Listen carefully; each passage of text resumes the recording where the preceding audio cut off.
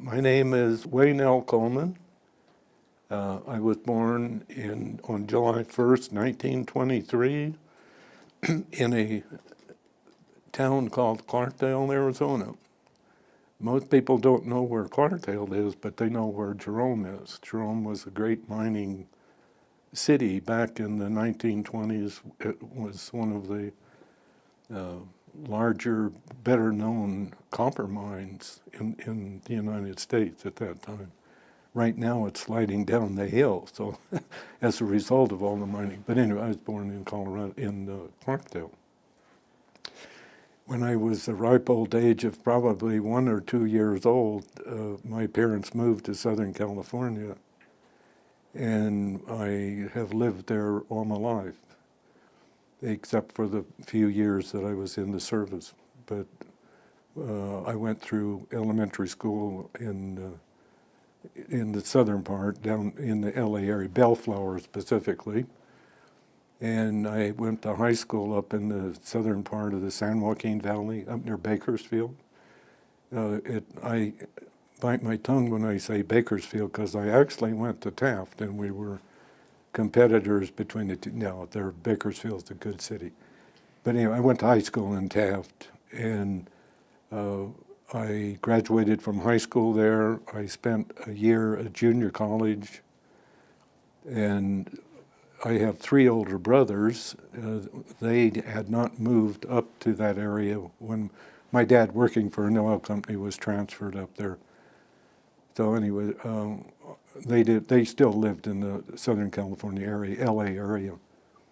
Where I went to high school was 100 miles north of Los Angeles. There was a family they had 10 children, 5 boys, 5 girls. None of the children had ever been to Los Angeles. Now that seems preposterous today with the travel that's going. You jump on an airplane and tomorrow you're in Europe. But call it progress if you want, but to change it. But all I'm trying to do is put it in context as to what we had in those days as compared to what you have now. There weren't even TVs, of all things. Radios was like amateur radios now. Communications was essentially nothing.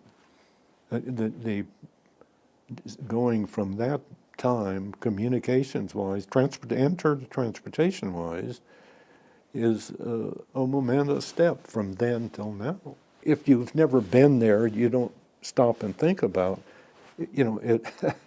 it's almost like the pioneers coming across the prairie and the dairies. My wife and I, when we retired, we had a trailer and we traveled around the United States. And I always used to joke when we would go across, Kansas, Nebraska, which they're pretty flat. And even eastern Colorado, it's not a lot of hills. And my joke was that those pioneers didn't have a motel to stop at night. You made do with what you have. And it's kind of, in those days, very naive, was never aware of the bigger countries, and in particular Eastern countries, China and all that area, because coming from European stock, and in those days most people living here came from Europe of some vintage. That's what you were taught in school. That was the emphasis, and it meant more to you because of your history, your family genealogy. What really keyed my interest in airplanes was when I was in high school. San Joaquin Valley some years ago was the largest producer of agriculture in the world. They're not now, but they were, the whole San Joaquin Valley. The point being, if you drove through there, it's all farm now. But when I was a kid, that was back, in like 1901, these were just open fields, and so in the spring, the poppies would come out, and people from Los Angeles all over, they would come up to see the wildflowers. Well, also there were, you've heard of them, barnstormers, who would bring their bi-wing planes in and land them in the field, and for $1 they would take you up on a ride. Well, I was in high school, and we went out to see the flowers, even though we lived up there. And I had anyway, I paid this guy whatever the fee was, and he took me up, and I fell in love with flying. I just thought it was neat. So that's what started it. So from that experience, that's what made me feel that I would like to do it. And I, I say this jokingly, but I have never liked to walk. And I mean that. I was, my grandson won't like this, but I don't care for the infantry because you have to walk. He likes to walk and hike. No, I can understand that. After I was married and had a family, we used to take the family and go backpacking, which is kind of a contradiction to my not wanting to hike. So anyway, but that's what it is. So I graduated, or not graduated, I finished a year of junior college, and by that time things were getting kind of hot internationally, and there was a lot of war production down Long Beach Harbor, LA Harbor. So I moved back down there. The reason I moved is because a friend of mine called FDR decided he was going to draft those 19 years and older, or and younger. So I knew I was going to be drafted. There was no way out of it. So I finished 1 year of junior college. Then I moved back down in the LA area, and I took a quick course in welding, pipe welding. And most of my family, I'm sure, don't really know that I'm a pipe welder, but I worked in the shipyards on the graveyard shift, welding pipes. And I always, anyway, a lot of things happened there. But anyway, that's how I got. And then along the way there, knowing I was going to be drafted, I decided that I would try to get into the Navy air pilots training. So I went to a Navy recruiting office, and they turned me down. I passed the written, and in the physical, they said my eyes were not good enough for the Navy. I went to an eye doctor, and he says, I don't believe him. There's absolutely nothing wrong with your eyes. So I went back the second time and told them they didn't know what they were talking about, but they still didn't take me. So anyway, they turned me down. The point of that story is getting into flying. I was drafted when I was 19. I'm not 21 yet. When I volunteered to be an air cadet, as I recall, I had to get my parents' permission to join. Now, if they hadn't signed, I couldn't have flown. You know, they would, no problem there. But it was all right for me to go in the military, but I couldn't volunteer to fly. But you know, that's just one of the quirks of things. I don't begrudge them or anything, but I find it a bit odd. The final note is that I was drafted, and I reported for duty with many other young men in January of 1943. And they loaded us on a bus, and they took us out to, they call it a reception center, which was out near Riverside, and it was a bunch of barracks that had been erected quickly and was not good for much of anything else than a couple of nights' sleep.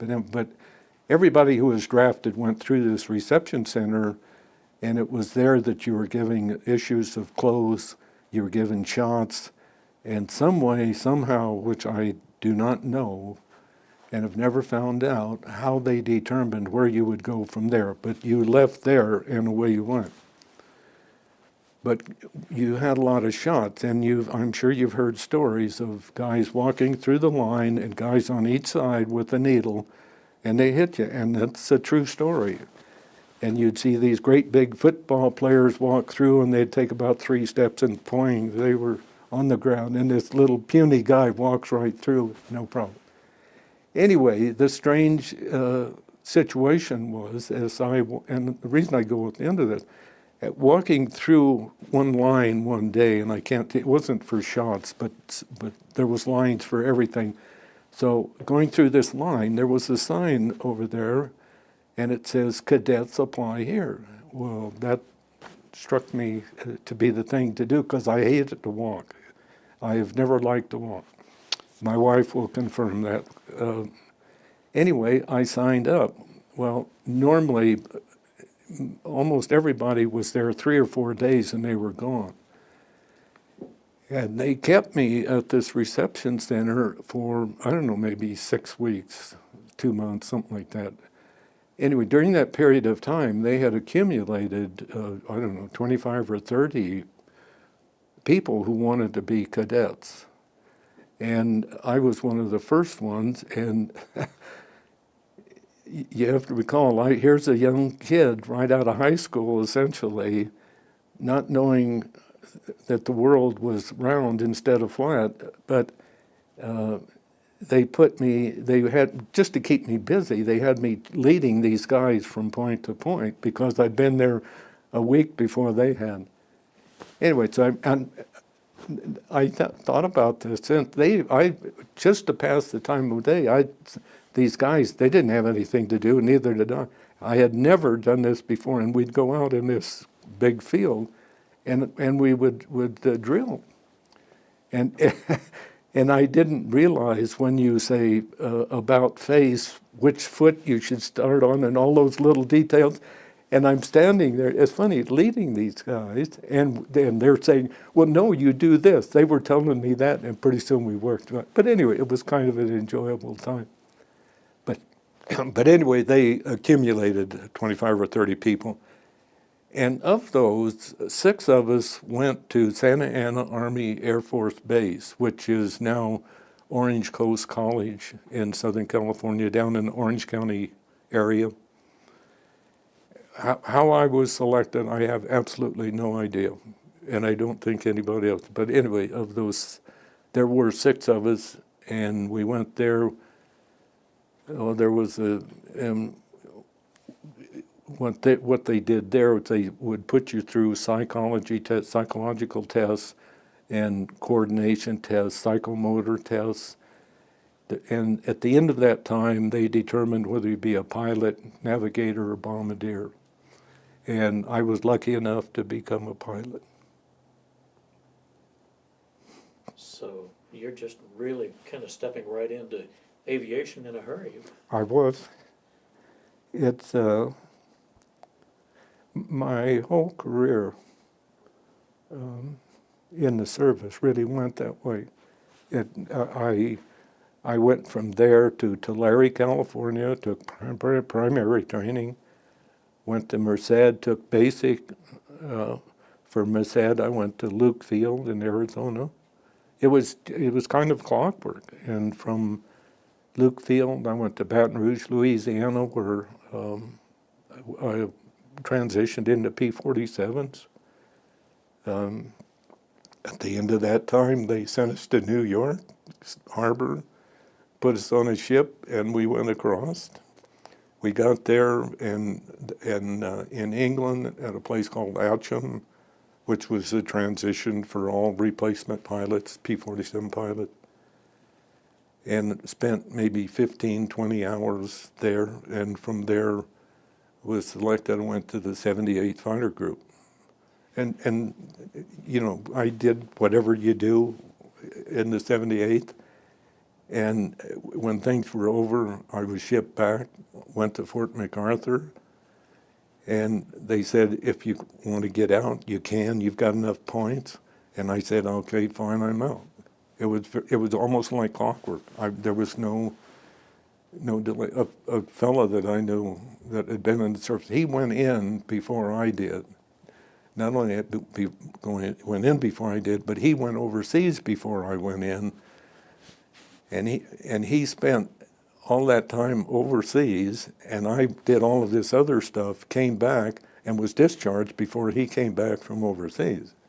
Now, I must say he was a clerk in a rear echelon area, but nevertheless, and we joked about that occasionally. What was the first plane that you actually flew? I flew the Stearman, which was quite an aerobatic airplane, I think. And that was at Tulare, California. Most of my training was within a couple hundred miles of home. So, I didn't see the world. But it was the Stearman. During that period of time, all of the primary schools were civilians owned them and operated them under contract. And at Tulare, there was the guy that I don't even remember his name now, but he was a barnstormer, and he had built his own plane. And he could fly it upside down, going up or down or whatever. He did inverted flat spins, which is a pretty difficult thing to do, and it is almost impossible to get out of. You have to, there's nothing to, you get, as I remember, you get the plane rocking so that a wing will drop and it'll start to spin. That's the way you get out of it. So it isn't the control to do it. Anyway, he used to perform for us up there when we were there, and I thought it was the greatest thing. And periodically, they would give you a form to fill out, and they'd say, "What do you want to do?" And you want to be a general? And I said, "No, I just want to fly all by myself, one engine. That's what I want to do." And I always said, "Single engine, single engine." Well, I found out later that my primary instructor recommended multi-engine for me, and I never did like him for that. But ever since, everyone after that always, I found out, recommended that single engine was it. Why be a fighter pilot? I don't know. Well, I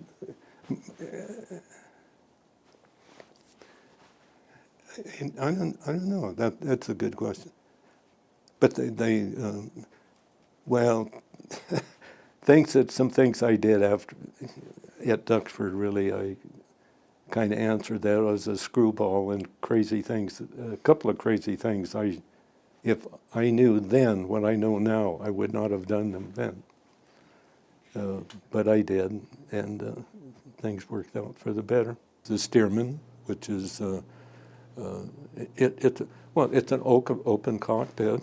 The student was in the front seat, and the communications. These are funny things now. They had a funnel stuck in a big tube, and I would talk into this end of it, and he would listen to the other end of it. That's the way we communicated.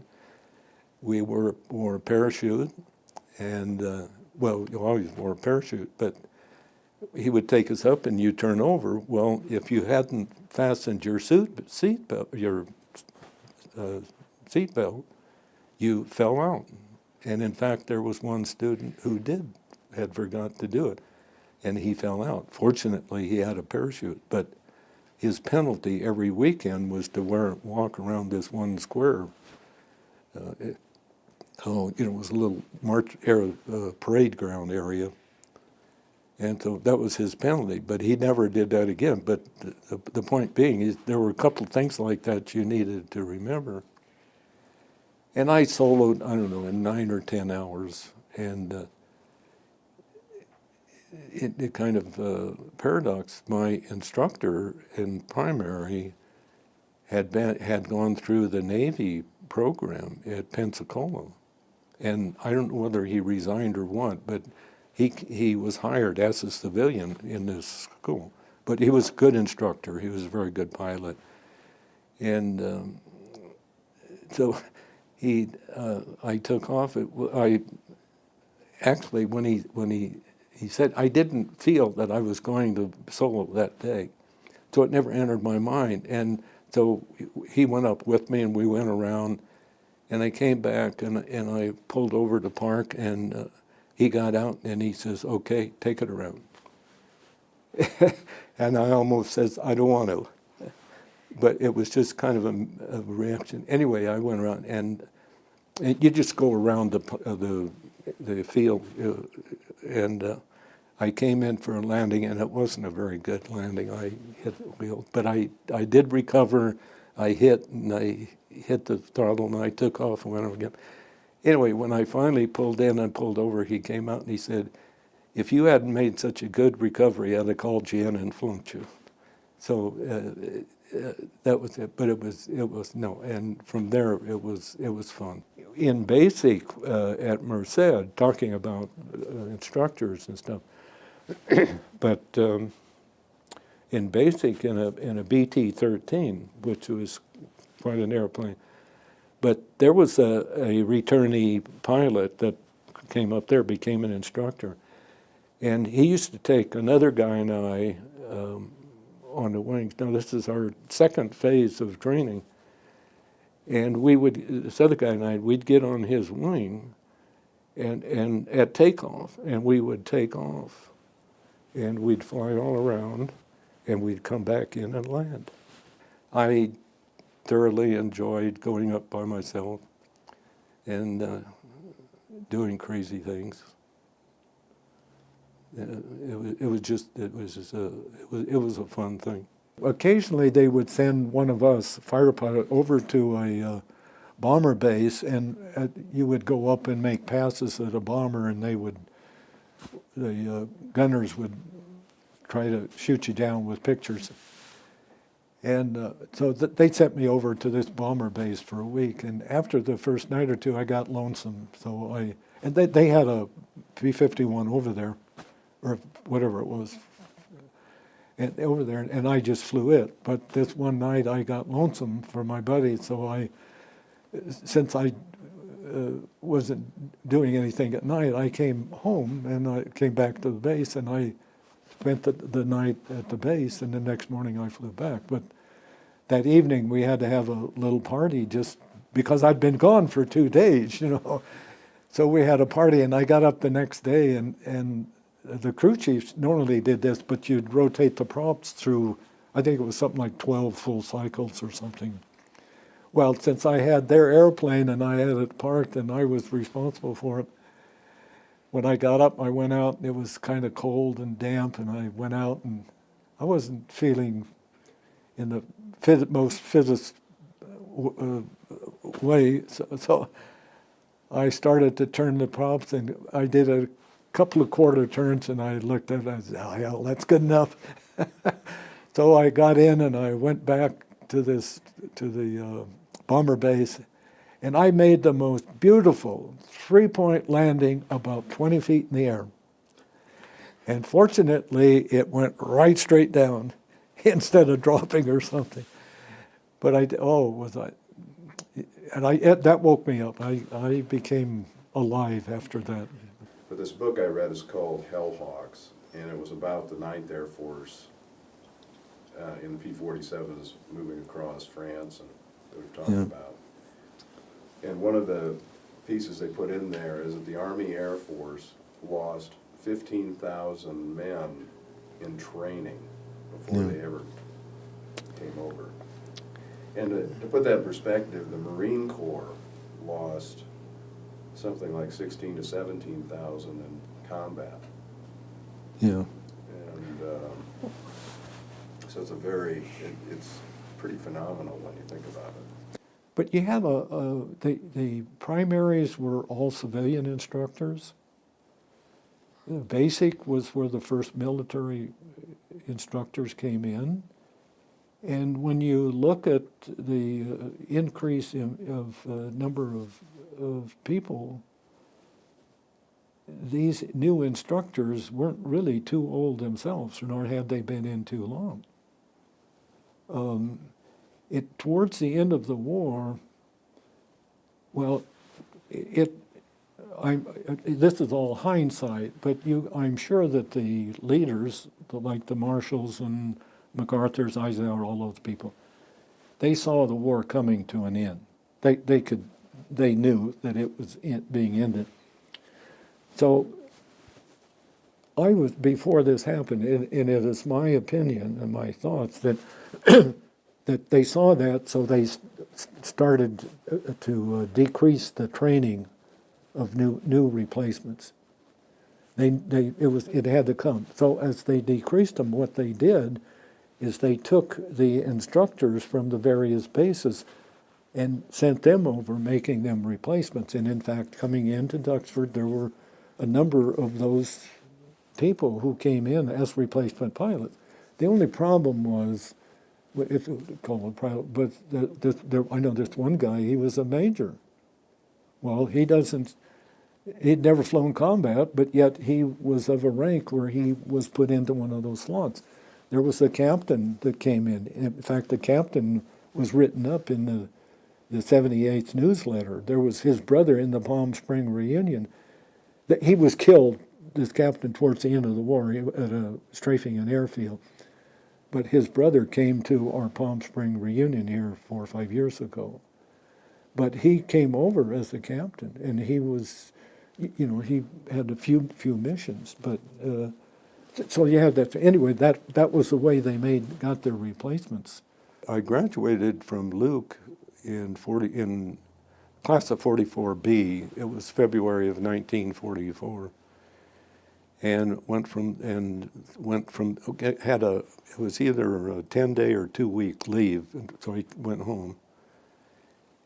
And then I got a train, which was the mode of transportation in those days. It wasn't airlines, and went to Baton Rouge, Louisiana, which I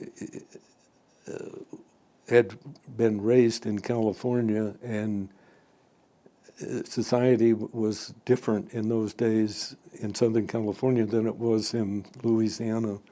So I caught the train, went to Baton Rouge, Louisiana, where they had a P-47 training field. But it was not only the flying, but a lot of things were different in the South than they were in Southern California, which was an experience, the point.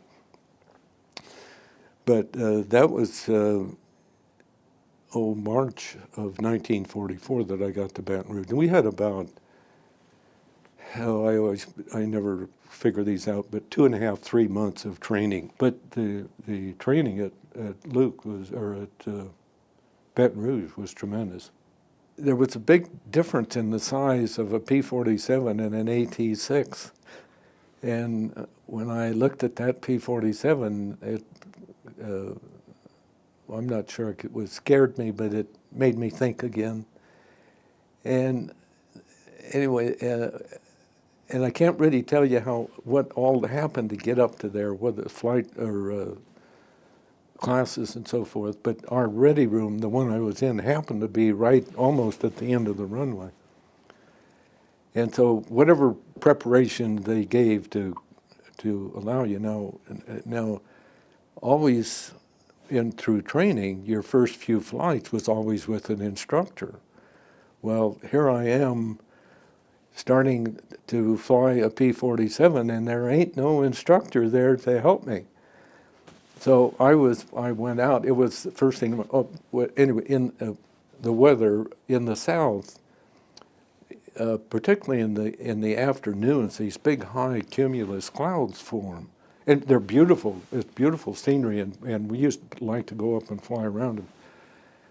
But it so happened with all of this that I was about the second, third plane off that morning to begin with. There were that would mean 1 or 2 was ahead of me.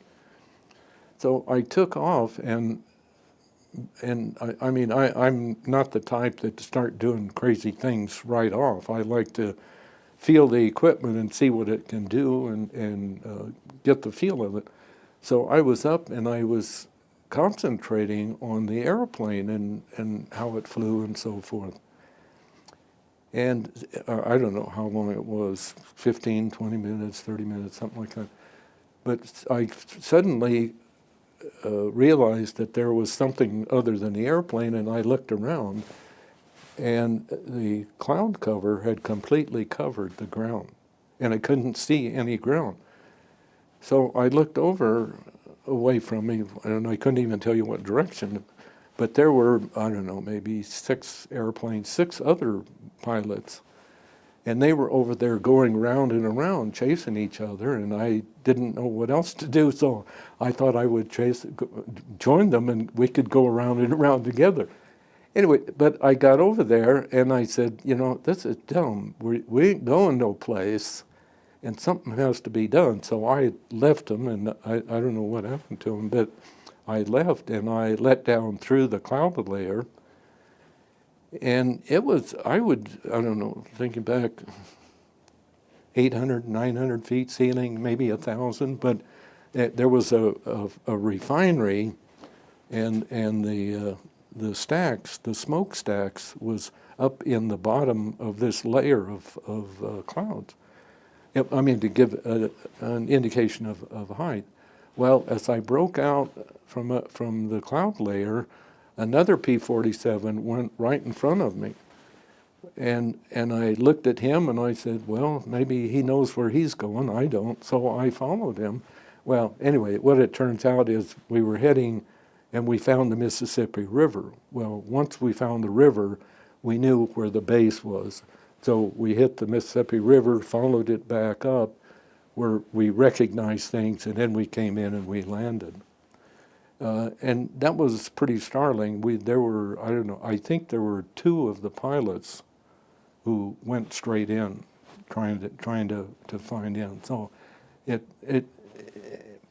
looking back, we should never have taken off to begin with, but the way weather formed in the South in those days, it was pretty quick. So that was quite an experience. But after that, it was love at first sight with the P-47. There weren't any radio communications for the planes? You know, I think the answer is yes. But I think part of, even after getting to Duxford, communications was limited. I mean, today you take a cell phone and you can walk out here in the field and you can talk to Europe. Well, in those days, at Duxford, there was 4 or 5 channels, UHF, VHF. That you didn't dial a radio and get something. Those were the 4 or 5 places you could talk to. One was to your tower. One was an emergency, a direction finder. You'd call in, count to 10 back, and they would give you a heading. Another was Mayday, which was the final thing when you really were in trouble. And I forget what the other 1 or 2 were. But that was our communications. No, and I say that at Duxford, so you had even more limited communications here in the States. And you didn't have somebody talking to you all the time. Once you were there, that was kind of it. They did have, I never did it, but I think one of the other pilots I talked to, there was a dial where you could select your frequencies. But it was limited communications with the ground. And I never thought of that part of it, but I never, while I was up doing these things, you know, not knowing really what to do, I never thought of communicating with anybody. It was kind of, this is me, what do I do? But you know, it was limited communications. The only thing, I never did like to fly at night. I hate it, but we had to take one, that was, this one time we had to further along at our time there in Baton Rouge, we did have to fly at night, and we had to go to New Orleans and turn around and come back. And I hated that because you can't see where you're going. You have no horizon. And I was really happy when I landed that night. But and then when we took off, the one time this happened, with the nose in front of you, you have to zigzag the airplane. you turn it this way and look down here, then you turn the nose down and you go here, and then you turn it here and you look down. So you zigzag going down to see where you're going. And we're all going out, it's dark and so forth, and I just as I turned the nose to the right, I was just ready to chew up the guy's tail in front of me with the prop. And I hit the brakes and the tail wheel came up a little bit, and I said, phew, and a couple other words. But anyway, it was strange, these little things you remember. But, and then about halfway through the training at Baton Rouge, there was a pilot who had been overseas, finished his tour, and he came back, and they made him an instructor there. Well, I don't know. All he did is he went up with us. He had his plane, and we had ours. And we used to go up, and he would try to lose us in these. You couldn't go into the clouds. It was against regulations. But you could go around them and close to them. And he would take us up, take three of us up, a flight of us. And then he would try to lose us, and he never lost me. You'd go around. When did you get to Duxford? Got to Duxford in July of 1944. What was it like when you first got to Duxford? Just trying to figure out what you were going to be doing and where you were? Overseas? Yes. Well, like I said, we went to Atcham for this transition, and in Atcham there was the 9th Air Force, which was tactical with the front lines, and the 8th Air Force strategic. And so all the replacement pilots went to Atcham, and you did your transition flying. And then they put your name in a hat. And on the blackboard in the back of the room, they listed all of the outfits that needed replacement pilots. Well, in Baton Rouge, this other guy and I, we got to running around together, and well, we, whatever guys do, I don't know. But we became pretty good friends. He said, well, let's stick together. Well, okay, you put your names in a hat, then they draw your names. It was strictly random, and then you could go back to this blackboard and pick out whatever outfit you wanted to go to. Okay, so the various outfits that needed replacement pilots was listed on the blackboard. And as they pulled your name out of the hat, you would go back and select whatever one you wanted. And this, before we did this guy said, why don't we stick together? And I said, fine, that's a good idea. And I have no idea how he found out about this, but he says, he says, let's go to the 78. I've heard that's a good outfit. The 78th Fighter Group was a P-38 group to start, and it started in California. And they were one of the first or second group to land in Great Britain.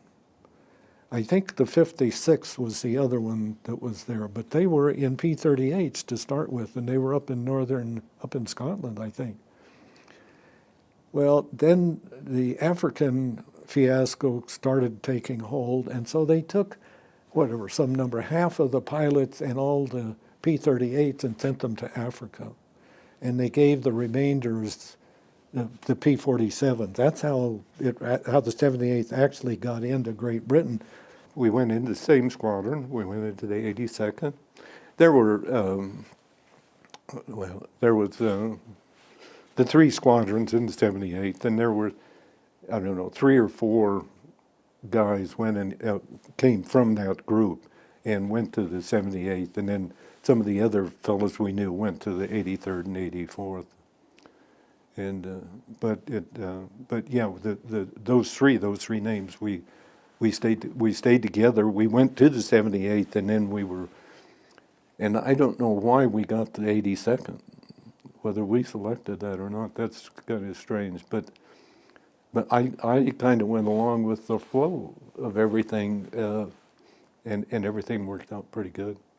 you also need to remember, here's a young kid out of high school, not far removed.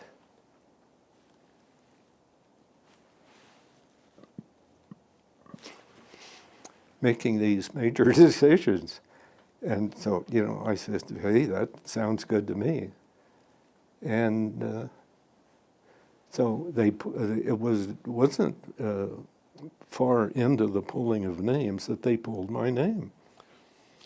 And so I walked to the back of the room, and he was standing back there waiting for his name, and he says, you go ahead, go get your, you go to this outfit. I said, no, I'll wait for you.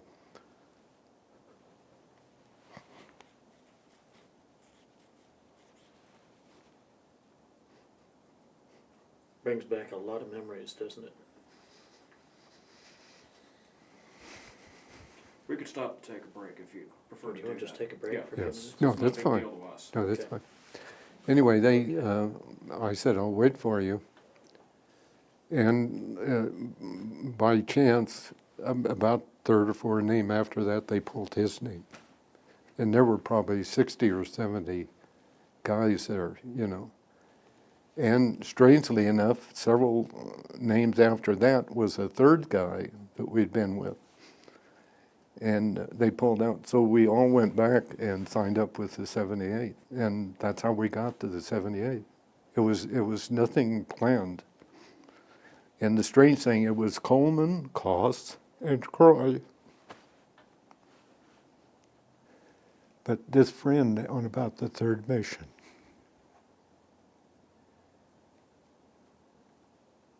had to bail out.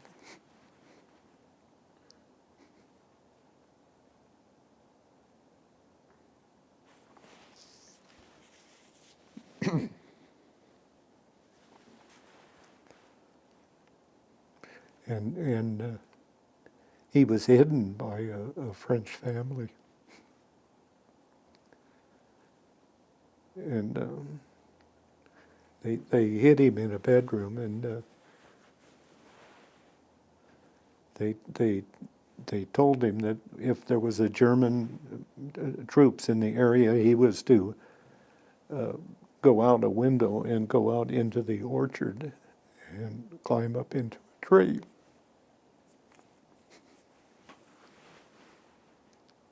Which he did. And the day after they took him in, the farmer put on his Sunday coat of meeting clothes and went in, and he was gone all day. But what he went in to was to check and make sure that there had been a plane crash. He was checking on the validity of his story. Anyway, so they hit him, and then the Allies moved up, the American troops, and they liberated that area. And he got in a Jeep with it was an American pilot, but he was with the ground troops to coordinate the air attacks. And so he got in with him, and they were heading through this one village.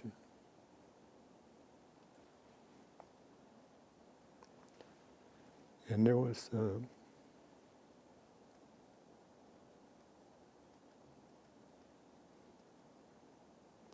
the people were heading towards the center of town, so the driver, the Jeep driver followed the crowd, and they had two collaborators with their hands tied behind their back.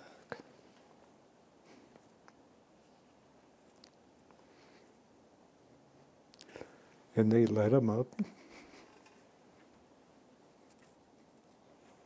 This, this is the pilot telling me what he saw. And they let him up, and they got a big block.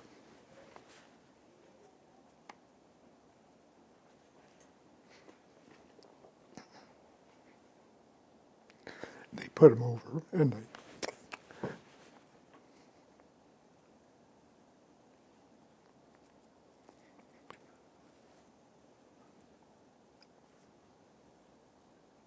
So he's had to live with that memory too. well, Anyway, he said he lost it. He just all over. Anyway, he with that obviously he came back and started flying, and called the rules of war is that, you know, if you do that, if you're ever caught the second time, you can be shot as a spy. That's as I understand it. But anyway, with all of that, he still came back and he started flying again, which is unusual. Normally, they send him home. Anyway, he was flying for quite a while, and he was returning from a mission one day. He was a flight leader by then, and he was returning, and some way, I don't know the details, his wingman, they were over France someplace, his wingman came across the back of him and chewed off his tail, and he plunged in, dove in, was killed, you know. You had one other friend too, the three of you went over. Yeah. Have you seen him? Well, the third one was killed strafing an airfield towards the end of the war. So. What were your first missions? So were you Oh, flying protection for? No, the first mission's kind of a blank, really. We went over there. Now this was the first missions. Now D-Day was on the 6th of June, and the first mission was about the 1st of August for me. That for the three of us, really. You know, the three of us didn't fly together. We were just in there, and we all flew in different flights. But the point of that was that the Allies were not very far into France, and the 8th Air Force, which we were part of, did the strategic. So they were in areas behind the front lines. And so we went in and we would strafe marshalling yards, trains, anything that moved. And those were kind of the first missions. And quite frankly, I've tried to remember it and I don't. It was, I'm not sure what we did. As a wingman, my job was to follow the element leader, the guy that I was assigned to, and to protect his tail, to make sure that somebody didn't get in behind. The point was that if somebody came in to shoot, they would shoot me first, and no, not really. But it was kind of that way. That was the wingman's responsibility.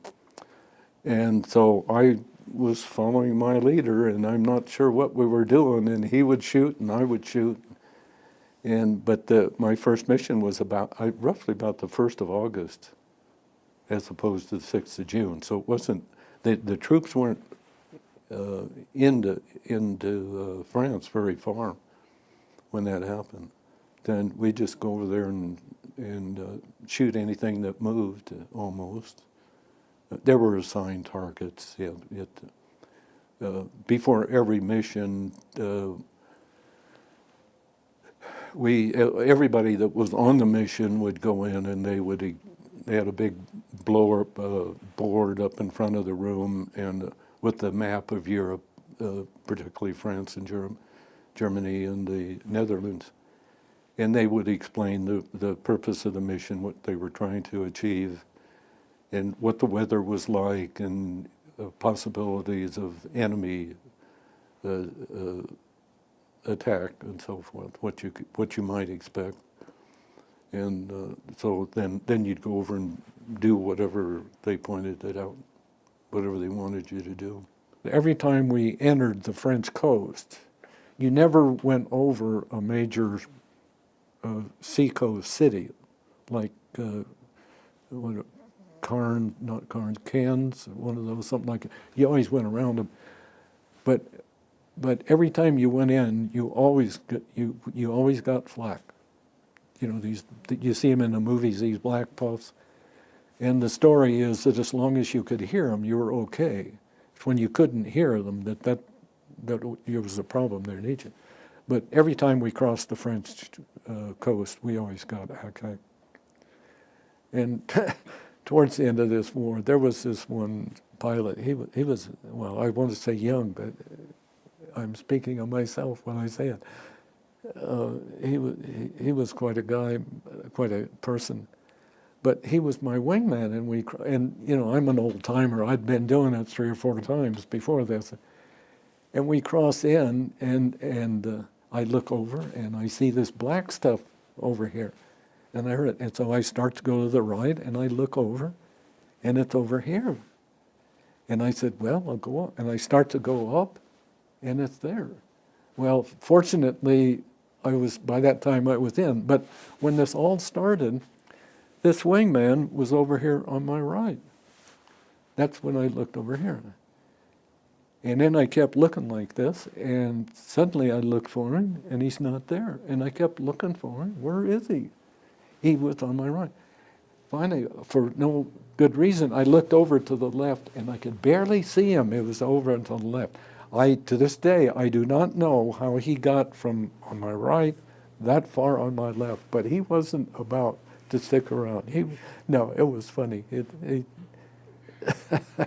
But that was it. But we went in, 9,000-10,000 feet. The story I get is that the artillery was good up to about 8 and was good from, 10 or so up. But there was a gap in there. They weren't too good, so we were going to outsmart them, and we'll go in where they can't hit you, where they can't hurt you. But that was always a fun encounter. Lining London were tethered balloons that went up 5,000 or 6,000 feet. Several thousand feet. But that was another no-no land. You never flew across London. If you had the feeling you were near London, you started to get worried. You never flew across the Ruhr Valley where they had coal mines and stuff. If you wanted to get shot at, you fly across that. You could guarantee that they would let everything go, because that's where their coal and all their supplies come from. But London was another interesting thing. How many times did you fly in succession? Did you fly several days a week? It could, yes and no. You could go for a period of time. It also, where you would fly several missions, it's a succession.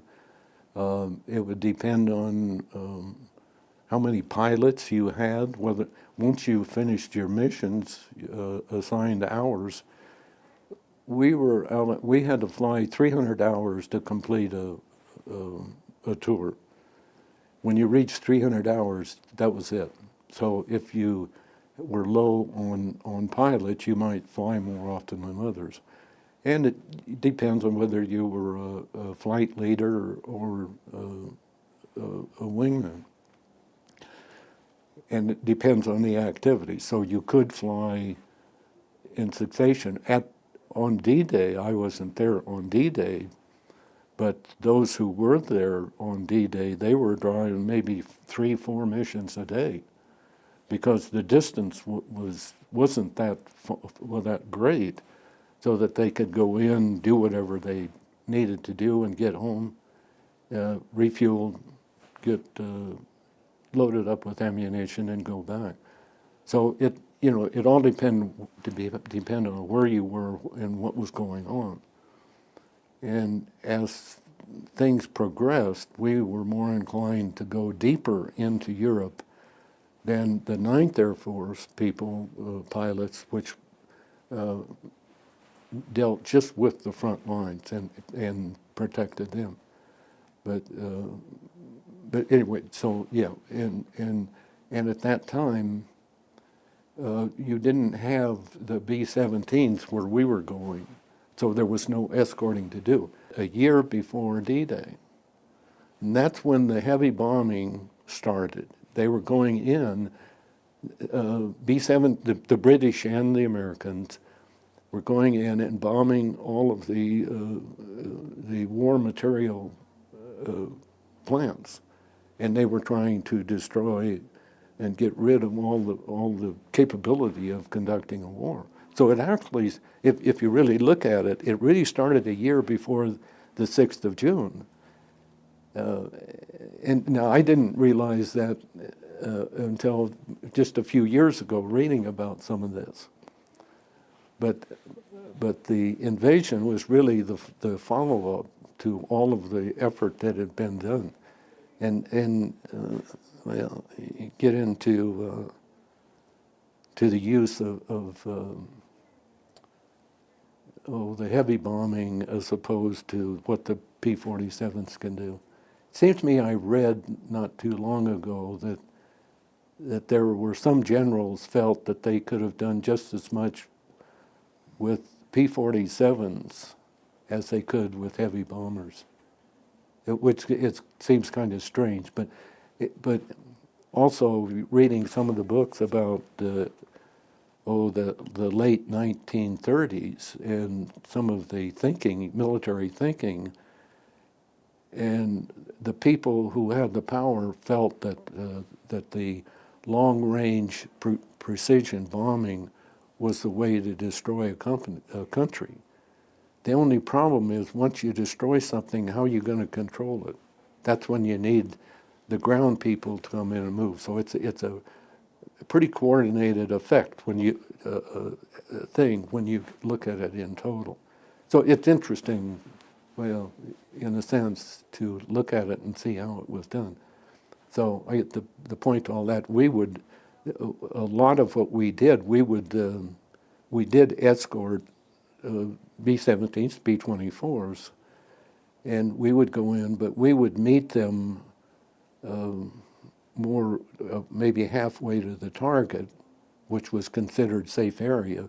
We would pick them up at that time, escort them in before they went across the target. We would leave them, you know, because they were being shot at, and we were cowards. We didn't want to get caught in that. So we would leave them, and then we'd pick them up after they went across the target. But I'm sure you've seen movies with all this flak coming up at those 17s, and you know they had to stay on course. Did you ever have any other experiences, say, escorting back a damaged bomber? No, not. I never escorted a damaged bomber. No, the only really experience like I can remember is we had just picked up a group of 17s.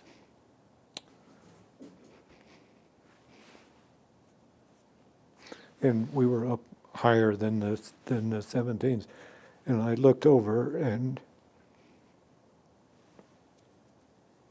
here's a 17.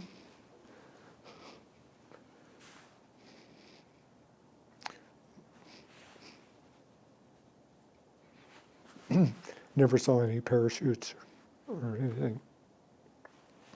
And you know, I never saw any ACAC or anything like that. Don't know why he did that, but there was a couple of missions, and I don't know why they did this, but in the P-47s, when we took off before the sun was up this one time, almost never did we do that. But also at Duxford, we took off 8 abreast. They had 8 airplanes, right, like this. Well, 1 flight and 2 flights. Well, the flight leader was here. Well, his wingman was here, the element leader was here, and then his wingman. Well, after you got up off the ground a few hundred feet, it was up to this wingman to come underneath the leader's tail and move over and get into on his wing, and then the element leader would move into the position where you had been. So that it was the leader, his wingman, element leader, and his wingman. Well, this day it was it was dark, and I was his wingman. And the weather was such that there were even contrails as we took off. Normally you don't get contrails until you're up in the airways. And we had these little rinky-dink lights on the end of the wings and so forth. And I can remember even today when we took off and I had to move over underneath his tail, and I kept thinking, don't chew it off, Coleman, he won't like it. Well, if you line up, you're like this. And with the ailerons, when the leader gets ready to go, everything is a go, the leader does this with his sticks, which means these ailerons go up and down. And that's transmitted each pilot down the line. So that's what alerts you to get ready. Well, the first thing, you sit there and you on your rudders, that you with your toes, you push the top part of the pedal. It's a big square pedal, the top part. That's the brakes. That's what the brakes on the two front wheels. There's no guiding the tail wheel. So you're sitting there with your brakes on, and you're throttling up until you're almost ready to take off, just sitting there. And you do this to clear out all the cylinders, because if you're sitting there idling the fuel in there can kind of accumulate, and so it might, if you put it forward all at once, the firing could hesitate and misfire a little bit, so it could kind of alert you on. So you're sitting there, once he wiggles, you sit there with your probably 60% throttle with brakes set, and you're sitting there kind of going like this, ready to go.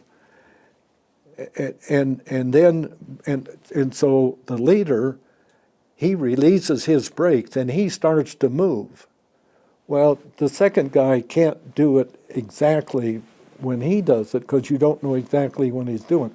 So what it works its way down the line of 8. So although you start even, as you're going down the runway because of this delay in setting the throttle, when it comes to your turn to do that, the guy you're watching, when he starts to move, you release the brakes and your throttle goes full forward. With a single engine and the prop going like that, as you gain speed, you have to push on your right pedal, because there's a gyro effect there which pulls your nose to the right if you don't push in your right rudder and keep it straight. So as you're going down, you have to depend on a couple of things. One is that the leader is going straight, and his fellow is straight and straight and straight. So you're going down, you're moving down, and you're going faster and faster. Well, this guy that you're following, for whatever reason, starts to get closer to you. And as he gets closer to you, you want to get away from him. Well, when you get away from him, you're getting closer to the guy on your right. So you're sitting there. This doesn't happen, but this is what could happen. It did happen once. So you're sitting there and you're looking, and this guy is coming towards you, and this guy, he's coming towards you, and this guy isn't moving. Guess where you are? You're in the middle. So you're sitting there going like this, and you're going like this, and you're going like this, and no, you're not. Nobody can say. Anyway, that's the takeoff situation. So it's very important that each person, starting with the leader, he goes straight down the field, regardless. And the guy next to him follows him. This is a true follow the leader exercise. As far as I know, there's no other outfit that ever took off even. But it was a result of the British. And, Well, and the field too. I mean, it was Well, designed originally. yeah, we had for one airplanes and Spitfires. there was a grass field. You also were fighting the size of the P-47 going 8 abreast across a relatively narrow and short field. Yeah. So it was an interesting experience. The first time too, when they put you right in the middle. No, You were talking about the 8 abreast takeoffs at Duxford. And it was my understanding, Wayne, that was a rather unique situation. I know of no other airport that ever used 8 abreast. Because you were taking on grass fields as It was the opposed to field. runway. The field was actually built in 1918 by World War I German POWs, is my understanding. I've heard that Goering in the early 1920s was at the dedication of it. I don't know if that's true or not, but I have heard that. That was the field that was used by the Spitfires during the Battle of Britain. The communications, we always had a gas mask, not a gas mask, but an oxygen mask, because we always used oxygen. And in the mask was a mic, and you also had one on your throat, the two little buttons right here on either side, and you always strap that on, plus the one in your, well, if your mask, and then it was a push-to-talk system. On the throttle was a button. You could always hear, but if you wanted to talk, you had to push the button, and then you could talk, but you couldn't hear. So it was not a full duplex system. You could either hear or talk, but you couldn't do both. That was some of the modern communications. Well, it was on occasion this button would get stuck. In one of the airplanes, it would get stuck. And you could hear this guy, but he didn't realize, he couldn't hear you, but he didn't realize that he was being transmitted. And you could tell where he was in this takeoff by his breathing. It'd go, and you could hear that on the air. His breathing got deeper and quicker the closer he got to the end of the runway. And you'd sit there, and it drives you crazy. It's awful to hear that. And there's no, you can't communicate, you can't wave to him because you're doing your thing. And he can't hear you because his button is stuck. Now, we could take off all 3 squadrons, 4 flights in each squadron, so that's 12 flights, 48 airplanes. We could take off, assemble, and head out in probably 15 minutes, 20 minutes at most. The bombers, B-17s, B-24s, they took off one at a time. Same number of airplanes, essentially. They took off one at a time. They got up 2 and 3 hours. They got up 3 hours before we got up.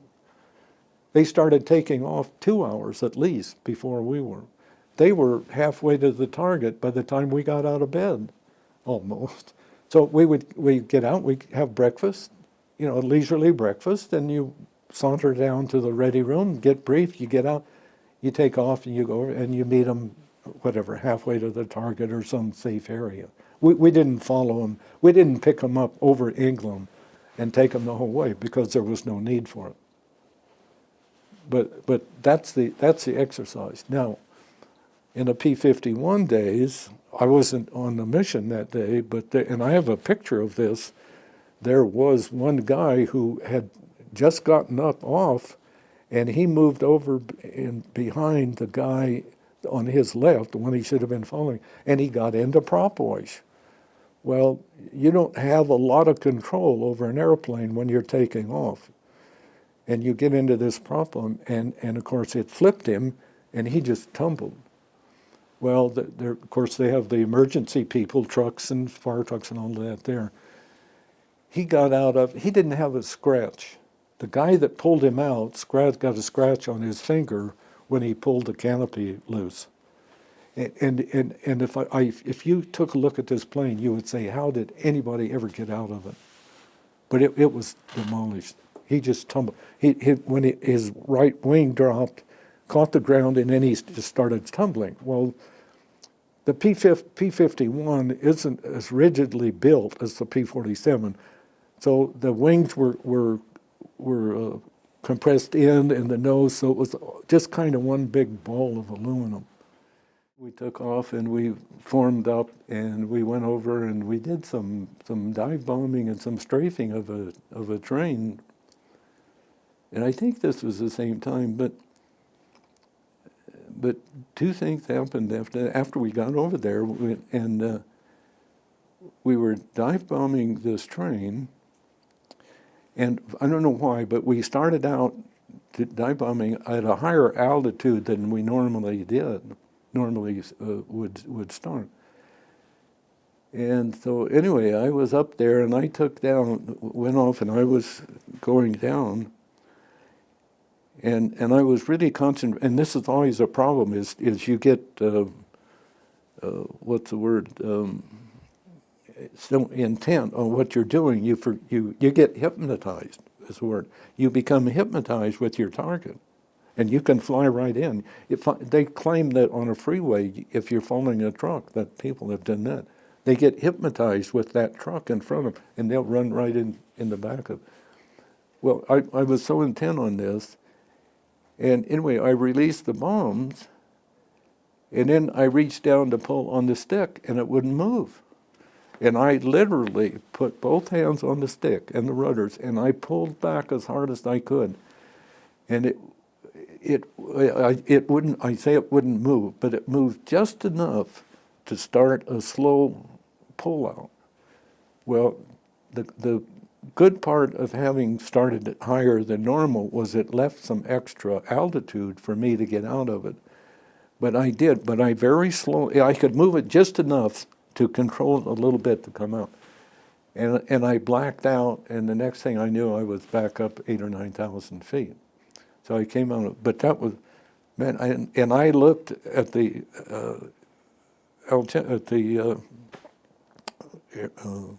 it's not a speedometer, but that's what air meter, and it was above red line, which is at 500 miles an hour.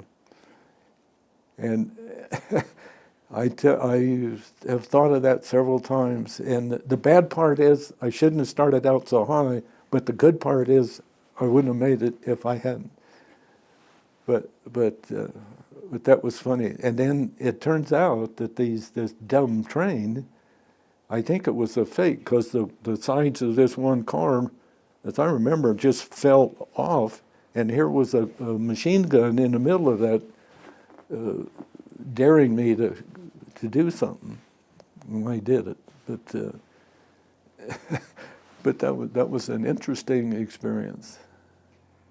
What kind of targets did you stray for bomb? Was this a big part of your missions? Marshalling yards, trains. I don't remember too many troops, trains. I remember one time we were out and there was some German troops, trucks and so forth, and we just ran into them by luck. But you've never seen Germans run so fast in your life. We came over and we saw them, and we went at them, and man, they were jumping. They forgot their trucks. They just jumped out and they started running.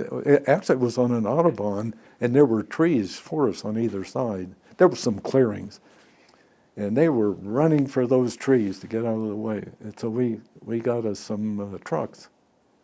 But it was kind of fun to get a locomotive. You've seen it in movies with the steam comes out. It's great. You're shooting, and pretty soon that thing goes up.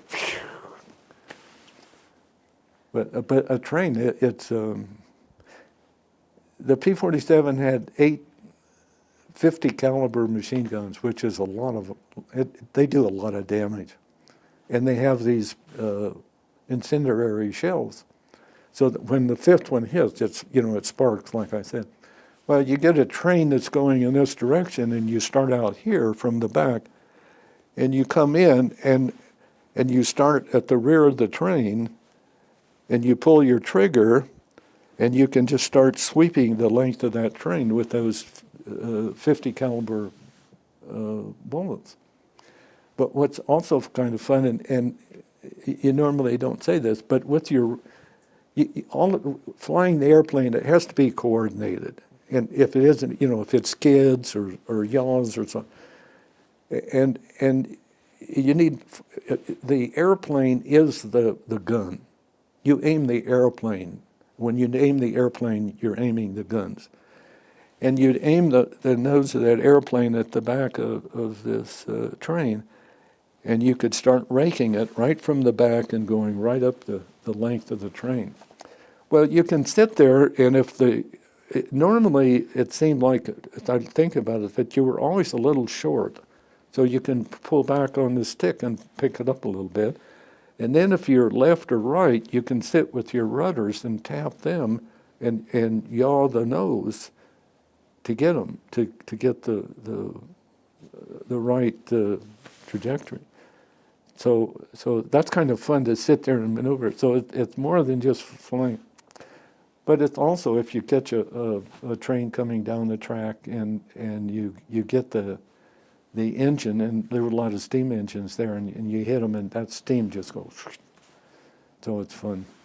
But another incident, mission that we went on, there was Arnhem, the Arnhem invasion, I think. This is when General Montgomery was going to win the war, and I don't mean that sarcastically, but it was the British up in Belgium. There was kind of a mini invasion up there across the Arnhem area, and we had headquarters, they being headquarters, sent us on a mission to fly over this area. We had 250-pound bombs, one on each wing, and of course we had the guns, and they sent flights of 4 into different areas, and we would send one of the 4. We flew in about 4,000 feet or so, and we'd send one of them ahead over this area, and when he got shot at, you'd know where they were shooting from, and then we'd go down and drop our bombs. You know, that was the scientific way of determining where all the gun emplacements were. We did that for a couple of days, and there was no big losses or anything, but then we would go in and we would drop our bombs on where we saw them shooting. And I dropped my bomb one time, and I don't know if it was them or the bomb, but I came back and I had about 35 holes in the bottom of my airplane. So I told the leader that I was resigning from duty. No, I didn't. Anyway, but that was something. But the interesting part was the next day that they flew in. Pulled in gliders full of troops, and there was just wave after wave of them came in. And subsequent to all, and it was a slaughter. It was terrible. I didn't see it, but I reading about what. But we flew over the area, and you could see the outline of where these gliders had burned. The troops were out of the gliders, but they had burnt, and you could see the outline on the ground of where they had been, where the results were. But that was quite a mission there, just flying in and just daring them to shoot at you. Did you ever go in after any tanks on any of these? Did what? Did you ever go after any tanks on these missions? I'm sorry. Tanks. Tanks. No, I don't recall ever having shot at a tank. It's in the only other P-47 pilot we've interviewed. That was a big part of his mission. They were doing mostly ground attack, and so they went after tanks a lot. But That would be the 9th Air Force, the tactical people. I can see that where they would do that. And I think he was in that group, so it was a little different focus of their mission. Well, there was an ex-mayor of Longmont was a P-47 pilot. He wrote a book. This is, I bought the book at the bookstore, not Barnes & Noble, but the other one, Borders. And in fact, the day that I bought it, I was paying for it, and lo and behold, he was standing right next to me. And I chatted with him a little bit. But he was mayor of Longmont there, and he had been a 9th Air Force. In fact, the book was about where he had been shot down. Did you encounter German fighter planes when you were escorting like this? In my experience, there was limited encounter to German airplanes, primarily because of what had happened before D-Day. You don't think of those things at the time, but yeah, there were some, but it wasn't every mission. It was not every mission we encountered them.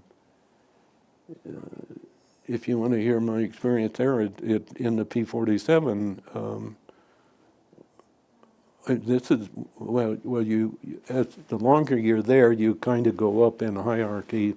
First you're a wingman, then you're an element leader, then you're a flight leader, and then maybe a squadron leader, and each one, there becomes less and less. But we were returning from a mission, and I was a wingman, and I don't remember what we went for originally, but on the return, when we were returning to base, we went over a German airfield, and the Germans scrambled and came up and tried to encounter us. And anyway, we were up, I don't know, 4,000 feet or so, but we're flying along, and from underneath me and to my left, a German FW-190 came up on it, and it was in perfect position. He made a big mistake because it allowed me to move over right behind him.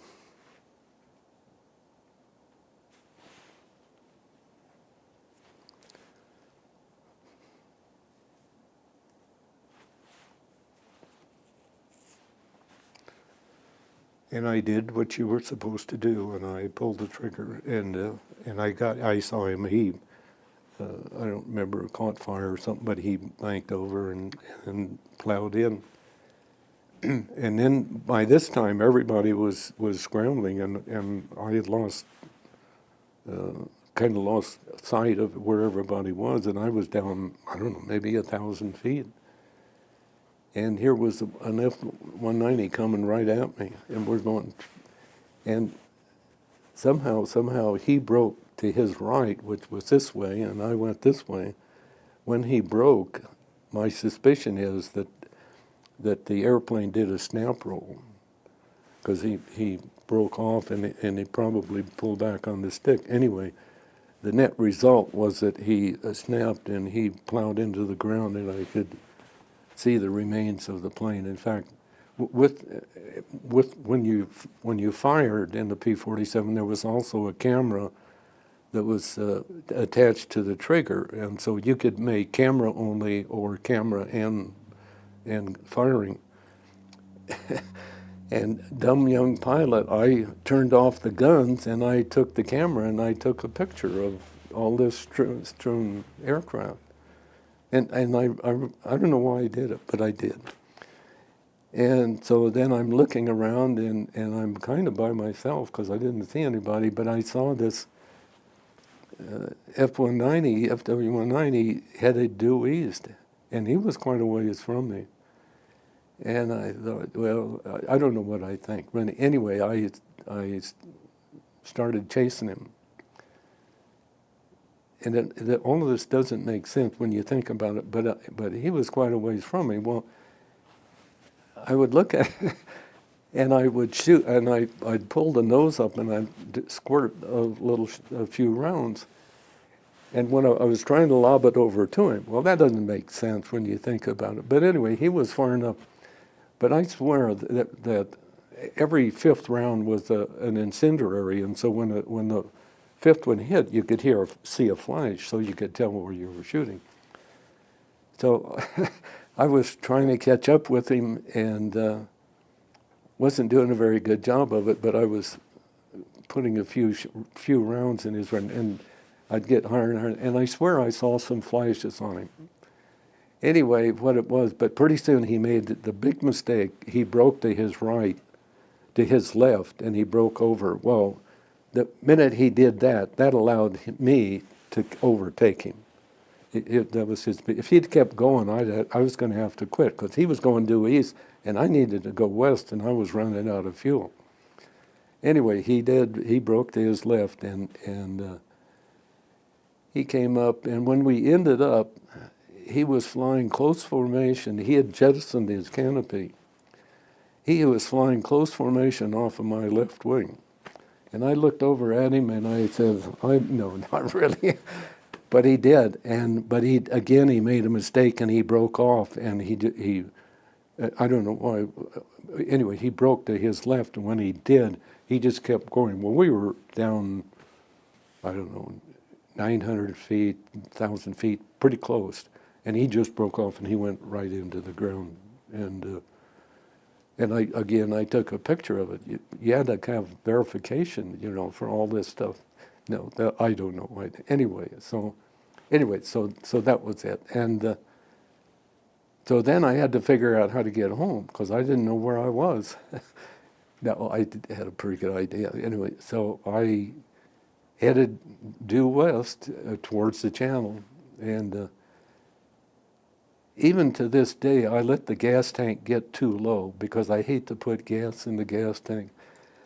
And in those days, it was the same thing, and I could see I was getting low on fuel. And I wasn't to the channel yet. Well, even getting to the channel, there was still ways to go. But I kept going anyway. Obviously, I did. I made it to the channel and made it across, and that needle had been on empty for too long, longer than was good. But I was never happier to see the white cliffs of Dover in my life, and I saw those. That's it. But on top of the cliffs, there was an emergency runway, principally for the B-17s, and it was long enough they could come in without brakes and all shot up, and they could roll to a stop. Anyway, I landed there and got some fuel, and by now it wasn't real dark, but it was getting dusk. So I fueled up and I'm all by myself, and went out, took off, went home. I think I was about the last one. I think I was the last one to land from that mission that day. And I pulled into the revetment, and I never thought about it at the time, but the truck came out and picked me up and took me in.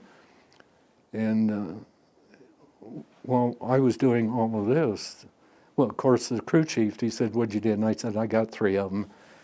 And he had telephoned over to the club to say, well, Coleman's in, and they'd already reported the whatever they had done, the other ones had done.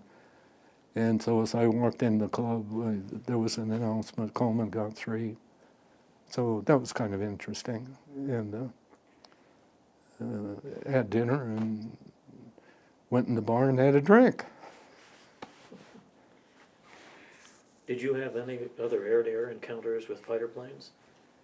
The other one I had was, that was in a P-47. When we transitioned into 51s, it was maybe, I think, March or so of 445. Again, we had gone over, well, obviously on a mission. And we were up, I don't know, 10,000 feet maybe. And as we were heading, and I looked over my right shoulder, and way back I could see 2 dark spots. And this was the whole squadron was heading in some direction. And so we kept going, and pretty soon I looked out, and there were 2 German jets, Me-262s. The 2 dots were the jets, but they had overtaken us, and I looked out and I saw them. Well, we were going along, and there's no way could we have ever caught them, but they just kept going. So we said goodbye and figured that was it. Well, then, I don't know, 15, 20 minutes later, we were down underneath this light cloud layer. We were just looking around for targets of opportunity, actually. And I was a flight leader at that time, and I looked over my left wing, and here was a German jet, coming across from right to left, and as I looked over, there he was. And again, it was the opportunity. It was ideal. He was going this way, and all I had to do was just go boom, right down, and I was in behind him. And I unloaded on him, and I could see these flashes all around the cockpit. And pretty soon he just keeled over and went in. So that was the ME-262. Now, my assumption is, and this has happened in other cases, that the jets, as I just described, had better speed, that he was out of fuel looking for the airfield to land. That's the only way we could not have caught them. And so anyway, but that was the fourth one. That was the last of my credited kills. Yeah, it was not a fair game, really, with the jet, and I agree. It had to be something like low fuel and all of that, or some mechanical problem, because you certainly couldn't catch them. When this happened, were you aware of jet aircraft, and were you aware that the Germans had them? No. I go back to my original statement. Here is a young high school graduate being put in this situation. Jet, I didn't even know what a jet meant. When you became aware of the jets, was it something that, as a pilot in piston aircraft, were you afraid of them? Did you think they were a particular danger to you? Yeah, I was afraid of nothing, and I don't mean that in an arrogant way, but I never worried about anything. In terms of fear, I was never fearful. It was fun. I loved to fly. Of the other German planes, which were the ones that gave you the most problems, or were the most difficult to handle? Well, I can't really answer that because I go back to I say I wasn't afraid of any of them. I would tackle any of them. I was not aware of the capabilities of enemy airplanes. As far as I remember, they never really taught you that. You know speeds and what the rate of climb is and descent and how fast you're going, landing and taking off and all of those good things. But again, I never sat down and really thought about relative speeds, what you could do here and there and so forth. It was, you jump in and do what you think is the thing to be done to come out ahead. But another one, going back to the beginning of my experience there, and it had to do with the 262. Again, I didn't have too many missions under my belt at the time, but there was a Major Myers who had transferred into the 78th flying P-47s. He had been in a P-38 group, and he came in and he was the leader of this flight, and I was his wingman. Then there was the element leader and his wingman. And we were returning from a mission, and I'm saying, I guess we were 5,000 or 6,000 feet. And he said to me, he says, over the radio, of course, he says, you stay up here and stay where we're at altitude, which I did. And the other three of them went down. And I'm sitting there watching all this, and we're not too far from Brussels. And I see this, and what I see is what he had seen. And the reason he told me was that ME-262, he didn't know what it was at the time, but he saw an airplane right on the deck going, like I say, on the deck. So he went down to find out what he could do. And he and the other two guys went down. Well, apparently the German pilot saw them coming down, and he belly landed in this field, in this whatever field of something. And he belly landed, and I can see that. I'm sitting there watching them. and I see him belly land, and I see him jump out of the cockpit and run across the field, and he's running for the trees obviously to hide in the trees. Well, as he gets out and starts to run, I can see the shots hitting up all around the airplane as well as around him, in the dirt, the puffs of dirt coming up, and I would have said that he was killed. Anyway, the plane caught fire, and we all went home and landed, and the flight leader and one of the other guys, they got a half credit each for destroying that. And I believe, the story that I'm told, that was the first German jet destroyed in the Second World War in Europe. Whatever that means for you, but that's what here. But that was kind of the incident. And the funny part of all, not funny, different, unique. About 5 years ago, the 78th, of course, has a reunion every year. And at that time, every month or two, they would put out a newsletter. And in the fall, there was an article in this newsletter about this incident, and it described it. Well, I didn't belong to the 78th reunion group for a long time, and I hadn't been attending these meetings until maybe a year before this particular article came out. But the author of the article was the element leader of this group of four that I described. And he was asking who the fourth member of this four was. He described the leader and his wingman and himself, but he didn't know who the fourth guy was.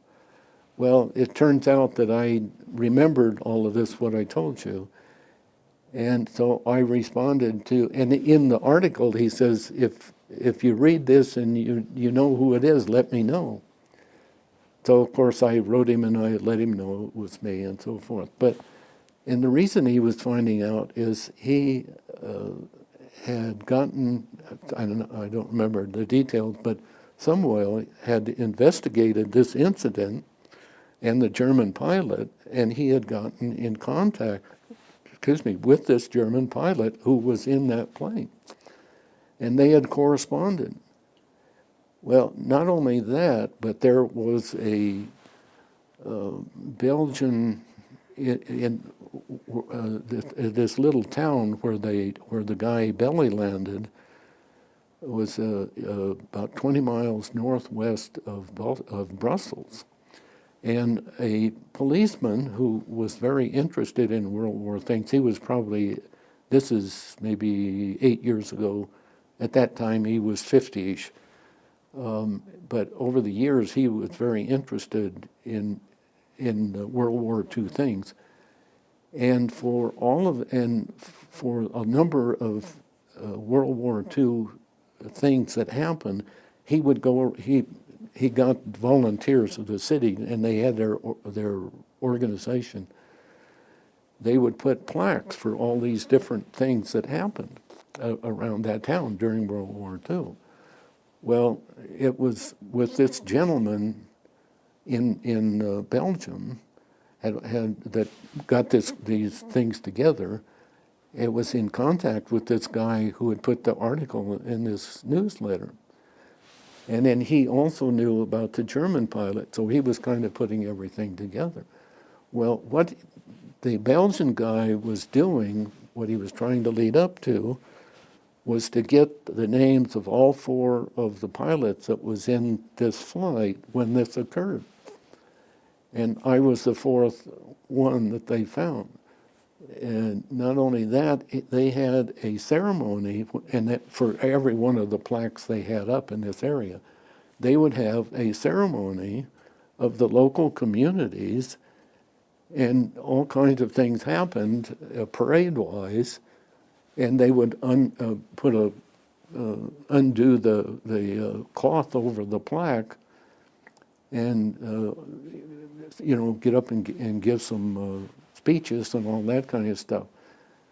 Well, the guy who got this started, that wrote the article in the paper, he never got married, and I don't know why, and never had any family or anything, but he didn't travel, although he had learned to German to do that. And anyway, as a result of that, I was invited to attend the ceremony of unflocking this plaque. This other guy that did the article, he declined to go.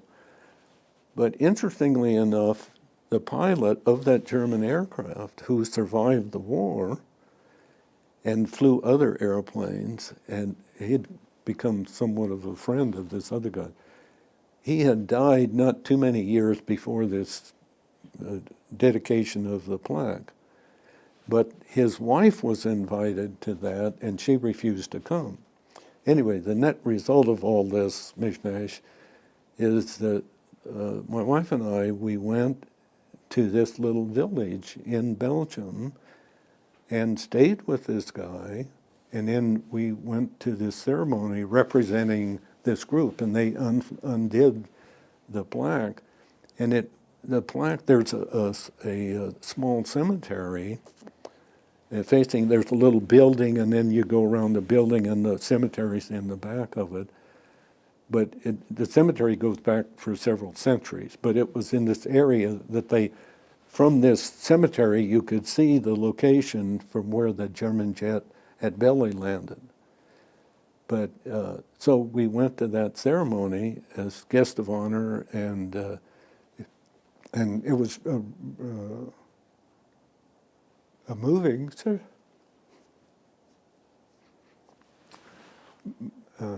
but it was interesting, and there's one or two other cases of similar experiences where the German pilot and American pilot became very good friends.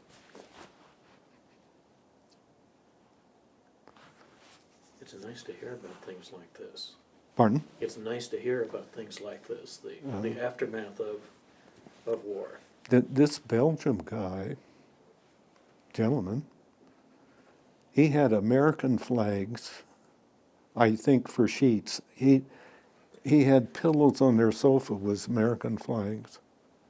He had flags, American flags on the wall. We've heard more about others in France and Belgium, the outland, away from the bigger cities, Yeah. where they still recognize the Americans Well, and take care of the graves. Well, the king and queen sent a representative, a military grade military representative with his aide to this function. And I've got pictures of it, and the New Zealand ambassador to Brussels came to this dedication. There was an American full colonel from the embassy in Brussels attended this. They sent a military honor guard from the German, I never remember the name of the German air base, sent them for this dedication.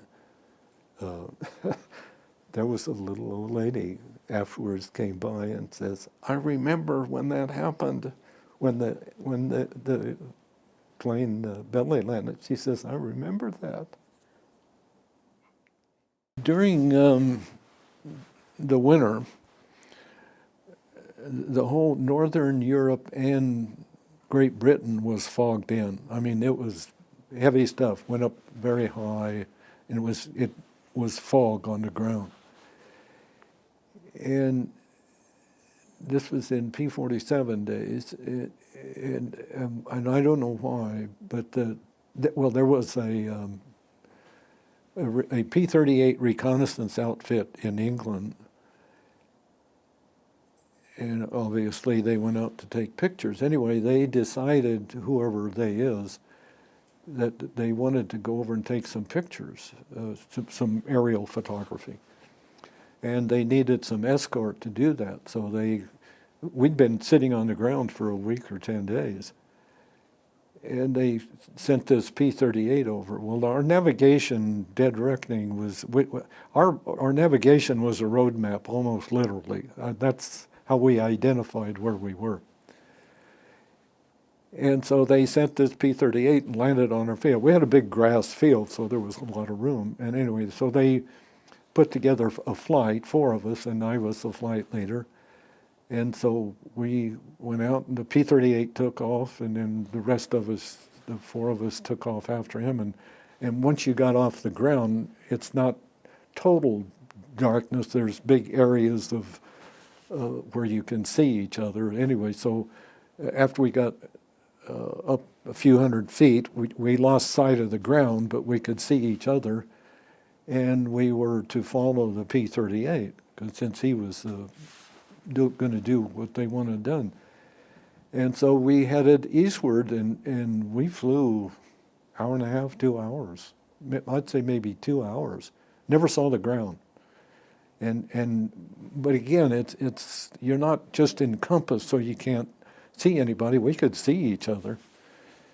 And unfortunately, one of the few times that I developed an oil leak, and I could see the oil on the side of the canopy on my left side. And I obviously wondered, what should I do?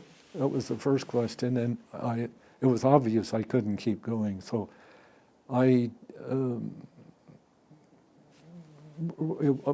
never communicated on the radio. It was always radio silent. So I called this other pilot and told him I was going to have to head back. And so I did. I turned around and left him, and I'm all by myself. I wanted to be a fighter pilot. Well, there's my chance. One of the channels we had, as I described earlier, was a direction, and so you would call in, and they would take a homing on you and give you a heading to your home base. And I'm heading in a westerly direction, and I get the direction, and I'm flying that direction, and I go a while, and I needed somebody to talk to, I think, so I called again and got another heading, and this time it was a little further south. And I went a little further, and I repeated myself. Well, about the third time, it dawned on me that each time I was going a little more and more south. And so I got a little suspicious. You hear a lot of stories, and I had heard stories of them being the Germans. And a lot of Germans spoke perfect English. Of capturing planes like that, the communications, and starting to direct them. Well, being a suspicious type anyway, I suspicioned that might be the case, and so I called in again, and it was even further south. And so I ignored that communications, and I was heading south over France. I was probably up over Belgium, and I was heading down into France. And so I headed France south, and thankfully, 45 minutes, an hour later, the cloud layer lightened, and I could see the ground, and I flew across, and I could then kind of identify where I was, and I knew about where the front lines were. And I found an American P-47 base, actually, and landed there. But it was interesting about this direction. I can't prove it, but it's one of those things that I've always been suspicious of. Could have been, could not have been. I didn't know where I was anyway, so I hadn't seen the ground for 3 hours. But that was a fun trip. But the results of it is I took action like it was true, and it worked out fine. I landed at an American base, and they took care of me, saw some old buddies. And the only unfortunate part, when I landed, got to the end of the runway, and I wasn't used to this, but I got the front left wheel got off of the runway, and it was a big mud pile there, and I got stuck. And so they had to come out, and they took me out in a Jeep and took me out, but they had to pull the airplane out of that. And that was a good way to demonstrate what a great pilot I was, getting stuck, you know.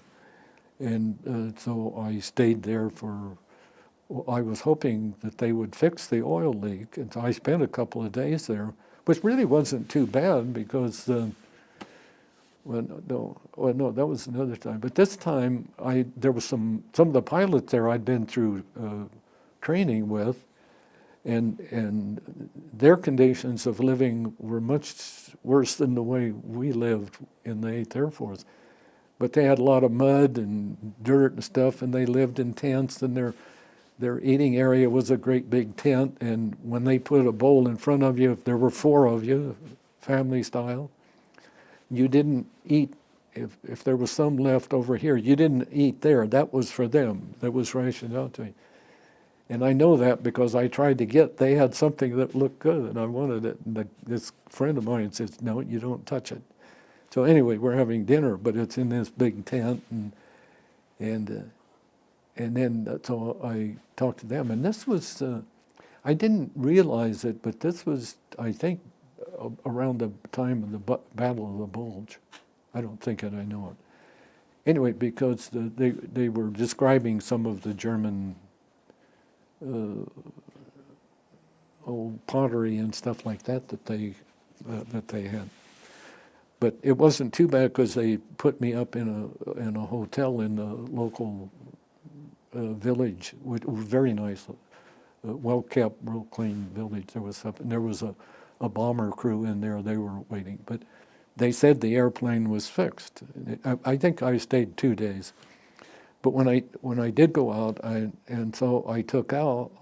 They said it was fixed, and I took off, and I was headed out in about 30 minutes. There was oil on the side again.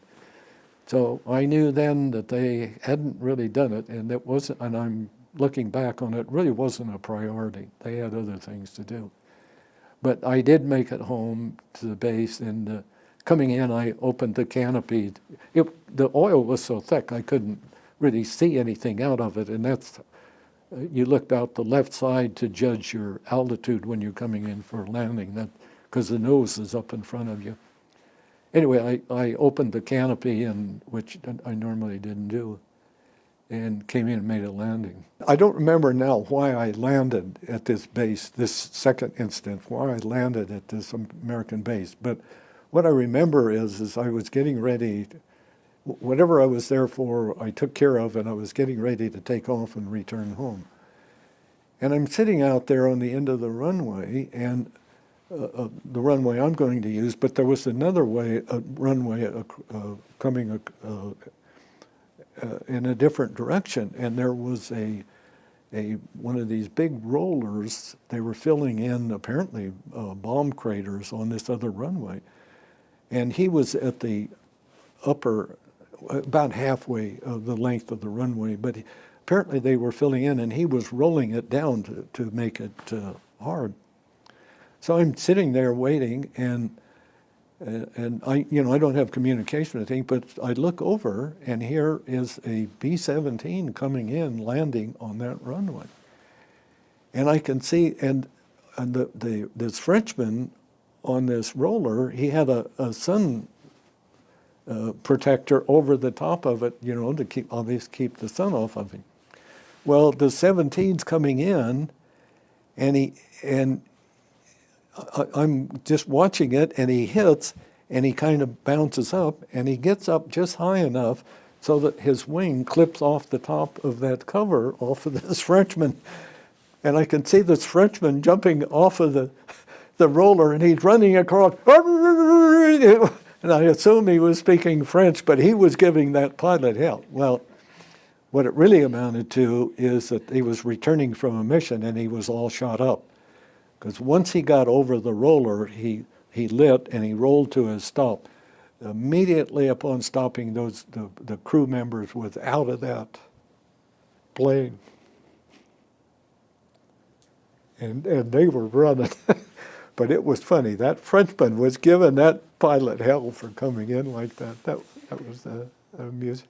During the wintertime, of course, you know, it's real cold, and there is no heaters in these airplanes. Even the engines don't keep you warm. So, and if you look at the B-17 pilots, when you see them with these big, heavy fur-lined jackets, you know, hats, jackets, pants, shoes, and your gloves, and so here's the fighter pilot, and you get up there, you're up pretty high, and it's down a number of degrees below freezing. And there is a relief tube right between the pilot's legs. You got the stick in your legs, and here's a relief tube down here at the bottom. Doesn't happen often, but on rare occasions, if the night before you'd had a few beers, you don't allow for this. You get up, 25,000 feet, and it's freezing, you're cold, and you have to urinate. Well, first of all, you have to go through all this clothing to find it. Once you find it, you have trouble getting it out. As you're urinating, and it's just a tube that goes out the bottom of the plane. It gets full and it freezes, and you're only half done. And so you have to let nature take its course. And I always, some people think it's funny, some don't, but I think it's hilarious. I don't think you hear many stories like that. I told this at a briefing up in Seattle Museum one time. I told it to the audience. And I tell it because it's some things that happen, but you hear about all this other great stuff, but very seldom do you hear little stories like that. And that's the way of life. That's just what happened. But that was funny. When did you make the transition to P-51s? About halfway through my tour, when it went over, everybody had P-47s. Most of all the groups that I was aware of, and in midwinter, they suddenly decided that for range, the justifications for P-51s was that we were going further and further into Germany, and with the P-47s, even with drop tanks, and we couldn't reach Berlin. So they brought the P-51s in because they could. And, there's good and bad things about that. I personally loved the P-47. Nothing wrong with the 51, but I like a good, solid car, like the old saying, Cadillac versus a Ford. And that was a P-47. It was solid. And I'm sure you've heard stories of returning from missions with a couple of cylinders shut out on a P-47. When we transitioned into P-51s, the edict was that you get 10 hours. And it was kind of 10 hours, there it is, go fly it. And nobody really counted them. I think I had 5 hours in a P-51 the first mission. Regarding the 47 versus the 51, do you recall a meeting with Colonel Gray when they were getting a lot of pressure to go to the 51 because, like you said, the range and getting out further, and Colonel Gray came to the pilots? Do you recall that? I've heard that story, but he never came to me. Okay. No, I do not remember having a meeting being asked that question. Okay. This guy that I mentioned earlier about his son-in-law wrote this book. He was 82nd CO. Anyway, he was out one day just cruising around in a P-47, and he tied into a 51. And he stayed with the 51 or outdid the 51 in the 47. This is on the deck. This is where they claim that the 51 is better than the 47. Anyway, they had a little run to, you know, it was friendly, it was run to. But in terms of speed, the 47, he came back and said the 47, he stayed with the 51. The guy in the 47 was Colonel Connors. The 51, it looks like it's going a fast speed just sitting on the ground, I think. In fact, there's an article that I read a few months ago that the 51, when it was designed, was really designed to be a racer, and they modified it to be a military airplane. Have you heard anything like that? So the thing is there. And over the years, people, you know, talking to people, they say, what did you do in the war? And I say, I flew P-47s and P-51s. P-51s, oh, those are neat airplanes. They totally ignore the 47. Yeah. But it's it's a nice, well, once you get up to speed, up to altitude, there's minor controls, trim tabs that where the ailerons is what, you know, makes the big turns and so forth. But if you look in on the ailerons, there's little sections about like this that you can micromanage, is what it is. So you get up to altitude and you're cruising along. You reach over and you mess with these knobs, and what you're doing is setting the trim tab so that it won't go this way or this way. It'll sit there and go right straight. The P-47, you could get up there and set your trim tabs, and you could just fly along smooth, hands off almost. The P-51 was always drifting, in my experience. It always drifted. You could never quite get it there. You know, it wasn't bad, but it was down to minor things like that I thought the 47 was better than the 51. And the 51 is good. I loved it. I loved to fly it. That was no problem. Every airplane is a good airplane for the right function and with the right pilot. If you know your equipment and you know what to do, it's good. So you know, and it's an age-old argument, and I doubt that it'll ever be resolved. Never.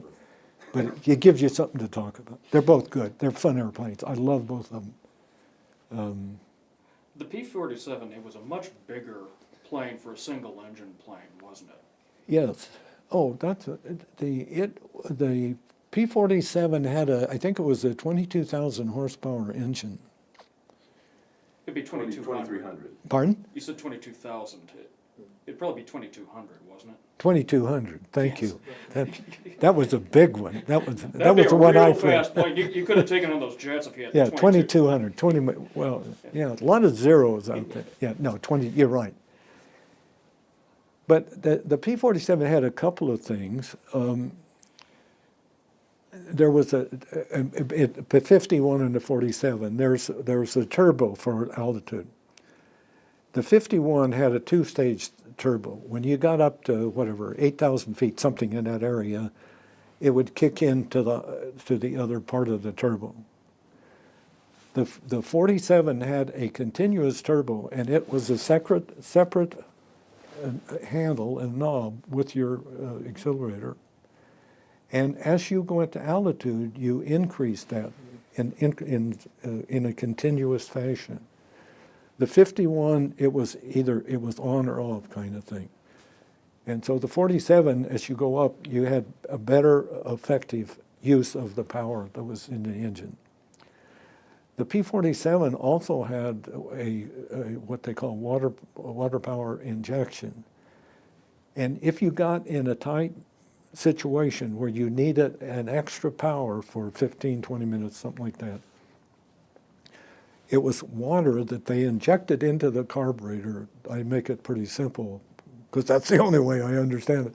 No, but it was water injection, and you had another extra couple of inches on that throttle that you could go, but when you did that, it put a spray of water in there to keep it cool so that you get a boost of power right away. And it was very effective. It worked quite well. I never really had to use it, but I knew it was there. So the 47 has a couple of things like that that were unique to it, better, I don't know. Was it able to absorb more damage being a bigger, heavier plane than the 51? Yeah, it was hard to shoot down a 47. The armament itself was much heavier. Being air cooled versus water or liquid cooled, if you take a 22, you were lucky enough, a 22, and you shot it at a 51 flying overhead, and you happened to hit it, you could hit the coolant pipes, and so then you would lose your coolant. The 47, that would never happen. You could shoot 22s at it till you're blue in the face, and it wouldn't penetrate anything. I don't know, it's one experience. I think a pilot I heard of, a 20 millimeter shell came in through the front of a 47. He had a big plate glass right up in front of you there. No, the armament was outstanding. Before a mission, whoever was on the mission went and got a briefing. And they gave you all the details, where you're going. They had this big map up on a board, on the backboard. The weatherman, the intelligence guy, who's going to lead the mission, and on and on. And there was a group intelligence officer, and he did whatever they do. He wasn't CIA, that's what I read about, but he was a guy, and his name was Gringo, which will mean something. Anyway, he had never been on a mission. Obviously, he was a ground person. So, however he did this, he asked for permission to go on a mission. And you could do that because by that time, every squadron had a P-51 with a seat behind the main seat. The crew chiefs and stuff had done what was necessary to put a seat in there. So this Hewitt, he got this Hewitt, who at that time was CO of the 82nd, asked him if he could figure out a way. Well, Hewitt got me as element leader plus a couple of wingmen. And we followed an actual mission. We were the kind of the oddball out type thing, but we stayed above everything. And it was a B-17 bombing over in the Prague area. Well, as element leader, I was as we were going over, he was here, the intelligence officer, and I pulled in close formation, and he took a picture of me, and I was flying the plane that the pilot that was conveying him in this extra airplane that we had. He was flying it, but I was flying his plane, which had all kinds of swastikas on it, and it had the name Big Dick. And his name was Richard. It was other things. And anyway, I pulled in real close, and I pulled in close. He took a picture. It's a great picture. It's a beautiful picture. And after the mission was over, he had it made, and he autographed it. And it was so long ago that the ink has faded. If you did the right detective things that you could do, you could see the writing, but he signed it, "Thanks for the escort, Gringo." Well, it wasn't until maybe 8-10 years ago that Dick, who was the pilot on his plane, discovered that I had this picture. I thought he had a copy of it too. So I sent him a copy of this picture, and this Hewitt has written several articles for airplane magazines. And since he found out that he got a copy of this picture, and he includes that picture in these articles that he does. But even beyond that, it was interesting that we had taken this flight and we'd taken this intelligence officer over, and it was in the Prague area, according to Dick's journal, that we did this. And we sat up there and watched the whole thing, and it was fun. But in our group, in the first month that we flew P-51s, I'm guessing 5 to 10 planes never returned, but they were probably more due to pilot inability to handle the situation. It was the coolant. It wasn't an air-cooled engine. They had coolants. And if something happened and this top-off valve popped off and you lost your coolant, then your engine freezes up. And a number of these pilots who were able to evade and return, something happened and they had to bail out and evade because the airplane didn't function. The engine froze up some way. So there were several that had that happen to them, which was kind of an interesting. They had interesting experiences. They evaded. This one guy got. I think he was a tall, lanky guy. Couldn't be too tall because he couldn't have gotten a fire upon it. But however he did it, he ended up in Stockholm. And Stockholm being neutral country, there were both Germans and Allied forces there. And it wasn't very long, a day or two, he had a date and was in a restaurant eating with this young lady. Well, it happened her two brothers was with her. And I can't tell you how this happened. Here he is, but he was open. But there were a couple of German soldiers that was in the restaurant too. And anyway, he had to be a big mouth, and he got into an argument with the Germans. And they invited him out in the alley. And so he headed out. Well, the two brothers had disappeared. He couldn't find them. He thought they would help him. But they said, buddy, you're smart enough. You got yourself into it. So he ended up in the alley with these two Germans. Well, what he didn't know was the two brothers just disappeared. When they ended up in the alley, they suddenly showed up and they helped him, and he got through it and he returned home. Now, was that a wise thing to do? A young kid, this is when afraid. What were you afraid of? Was there a special medal for ground-to-ground combat? Well, I think there must have been. At the Battle of Stockholm, which is not well documented. This other guy, they had to bail out, and the German forces were moving back towards Germany, but they only moved at night because if they moved in the daytime, they had us to contend with. And this guy after he come back. So they had two files of Americans, and they had Germans, one in front, one in back, and then a couple along the sides.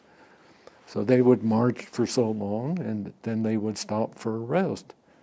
Well, this guy and his buddy got the bright idea that the next time they did it, and it was very dark, the next time they stopped, that when they made them stand up to march off, instead of standing up, they would stay down hunched over. That's exactly what they did. When they gave them commands to get up and march on, they just stayed hunkered over and they just moved away from them.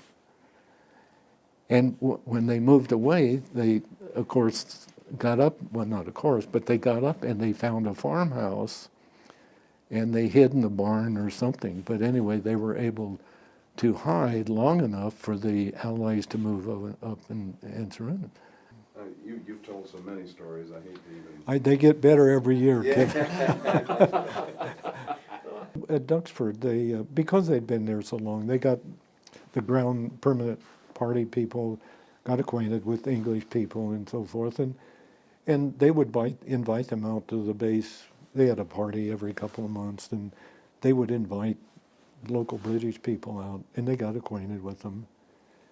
And it was interesting to talk to them and get their side of the story. The British are very good with protocol. They like to do things right. My wife and I, we took a trip some years ago to Africa, and while we were there on a safari hunting wild animals. Now, we didn't hunt, we looked at them. They said, well, we're going to have a picnic this one particular day. And we thought of peanut butter sandwiches and a Coke and stuff, and they hand it to you. And anyway, our van pulls up, and they have tables out there with white tablecloths on it, with sterling silverware on that, and coffee and tea and all that. It was a formal meal. Well, that's the English. Kenya, hadn't been turned over to the Kenyan people too long before this had happened. And so, Duxford being a British base, they had all of this British protocol and all of that.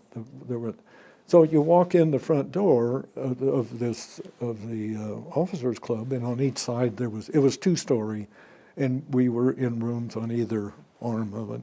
But they're big, high ceiling, and it was quite a walk-in, pretty ornate and so forth. Well, I'm sure you could guess that with a bar and so forth, and young men, that occasionally something would happen. And one of the games we used to play in the bar, and I forget the name of it, but you get whatever 6, 7, 8 guys around, and you each have a pint. And if you really got serious, you had a shot of scotch alongside the beer, which was really murder. And it's a game, and one guy would start, and you'd count in one direction, 1, 2, 3, 4, 5, 6, and when it came to 7, there's some magic word you would say, which would send the counting back in the other direction. Very simple, but every time you got a 7, or a multiple of 7, or a number with a 7 in it, then it would reverse. Well, it's pretty good until you get up into the 70s. And then on top of that, when you've had a couple pints of beer and maybe a shot of scotch, you don't always remember which 7 was where. And anyway, one night we had been having a good time, and we thought it would be fun in this entryway to do one of these pyramid things, where you have 5, 4, 3, 2, 1. And the top guy would get on top, and we got a candle for everybody, and you light the candle, and in the ceiling, we would write our name. Now, isn't that a dumb thing? They wouldn't know who did it. You tell them who you are, then you did this. So one by one, we changed places until all of us had written our name in it, with the black stuff from the candle. Well, we thought we were really smart people. Nobody had ever guessed who did that. Our names were right up there. Huh? So the next morning, the colonel, gentlemen, guess what? Now, and actually, the colonel was a neat guy. He was a West Pointer, good pilot, great pilot. He didn't want to leave because he he knew they would put him in Washington, and he didn't want to, Washington, D.C. Anyway, he got the group together, and he said, gentlemen, see that bucket of paint and those paint brushes? You have a job to do. And that's what we did. Everybody got together, and so we painted it all over. That was our penalty for doing it. But it was an interesting escapade at the time. I think of that often. Wayne, there was another story about kind of a lighter thing that you told that I always got a big kick out of, about the supply officer, the new supply officer who was a PE major that took over responsibilities for base supplies. Oh, well, I know the story. That's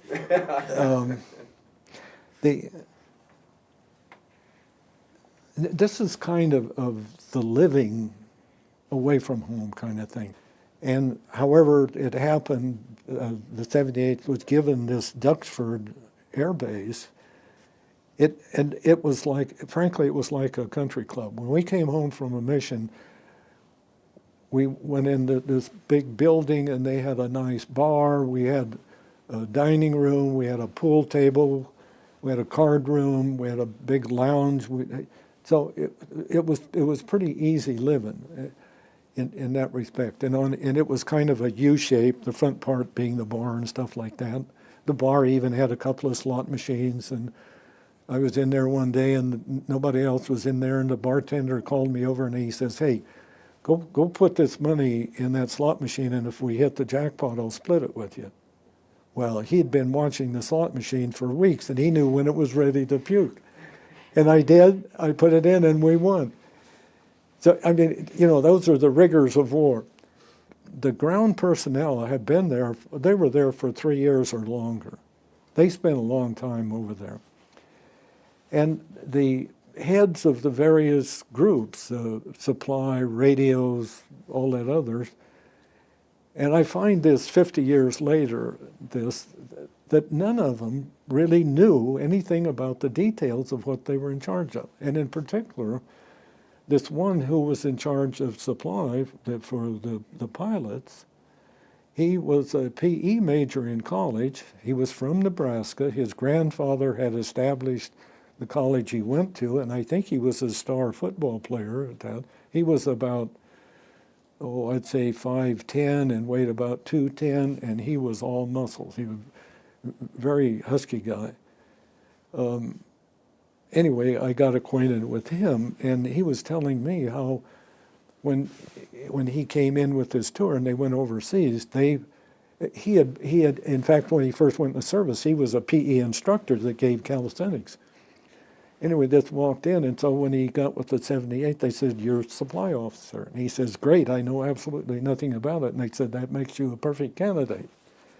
So he walks in to this supply room, being a sharp guy, quick on his feet and all that kind of stuff. And he walks up to the sergeant and he says, "Sergeant," he says, "I'm your new commanding officer." The sergeant says, "Yes, sir." And he says, "We have to understand each other." "Yes, sir." He says, "You run this place and I'll give you anything you want." The sergeant says, "I want a 48-hour pass this weekend." He says, "You got it." And he did. And that sergeant ran the place. This is true. It's a humorous story, but it is a true story. 50 years later, I talked to the guy the officer who was in charge of the radio stuff that was in your airplane and was supposed to work.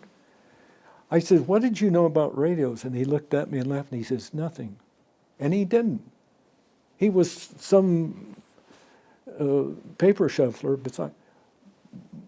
Now, it sounds bad, but if you think about it, they took people who could manage people, and as a rough cut, I would say your first approach is those who have a college degree. They have demonstrated the ability to learn and to do things.